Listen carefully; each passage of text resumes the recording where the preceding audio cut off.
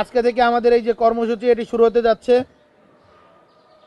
আজকে 2রা ফেব্রুয়ারি 2026 আমাদের কর্মসূচি শহীদ ওসমান হাদির কবর জিয়ারতের মাধ্যমে আমরা আমাদের কর্মসূচি শুরু করতে যাচ্ছি এবং আজকে সন্ধ্যার পরে আমরা এক্সাক্ট টাইমটা আমরা আবার মিডিয়াতে জানিয়ে দেব।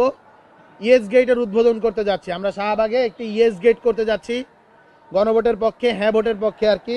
সেই ইয়েস গেটের উদ্বোধন হবে। 3রা ফেব্রুয়ারি শহীদ আবু সাঈদের কবর জিয়ারত এবং শহীদ পরিবারের সাথে সাক্ষাৎ সকাল 9টায় রংপুর পীরগঞ্জে এবং ইয়েস র্যালি বিকেল 3টায় টাউন হল রংপুরে। 4 ফেব্রুয়ারি শহীদ পরিবারের সাথে সাক্ষাৎ সকাল 11টায়, ইয়েস র্যালি সকাল 11:30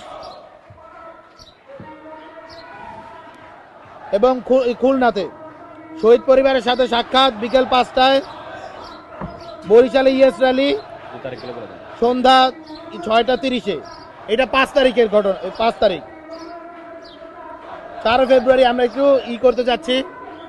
4 ফেব্রুয়ারি শহীদ পরিবারদের সাথে সাক্ষাৎ সকাল 11টায়, ইয়েস র্যালি বিকাল 3টায় রাজশাহীতে। 6 ফেব্রুয়ারি শহীদ পরিবারের সাথে সাক্ষাৎ সকাল 10টায় ময়মনসিংহ, ইয়েস র্যালি বিকেল 3টায় ময়মনসিংহ।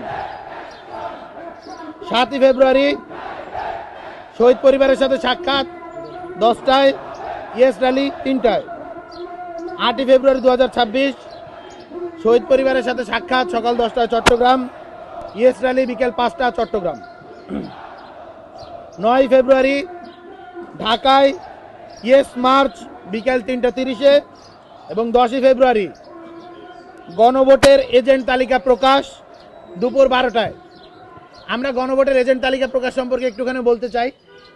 আপনারা দেখছেন প্রত্যেকটি বাংলাদেশের রাজনৈতিক প্রেক্ষাপটে প্রত্যেকটি কেন্দ্রে প্রত্যেকটি রাজনৈতিক দলের এবং প্রত্যেকটি আসলে এজেন্টের, প্রত্যেকটি নির্বাচনী যে প্রতিনিধি তারা আসলে নিজেদের এজেন্ট প্রেরণ করেন। যারা নির্বাচনে অংশগ্রহণ করছে তারা এজেন্ট প্রেরণ করেন প্রত্যেকটি কেন্দ্রে।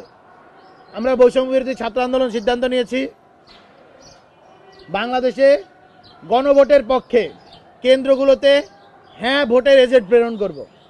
অর্থাৎ গণভোটে হ্যাঁ যাতে যেতে তার জন্য বৈষম্য বিরোধী ছাত্র আন্দোলন হ্যাঁ ভোটের জন্য এজেন্ট প্রেরণ করবে এবং তারা প্রত্যেকটি কেন্দ্রে ইলেকশনের দিন থাকবে এবং তারা যাতে হলো গিয়ে গণভোটের জনগণ হ্যাঁ পক্ষে রায় দেয় তার জন্য প্রচারণা করবে এবং তাদেরকে কনভিন্স করার কাজটা করবে।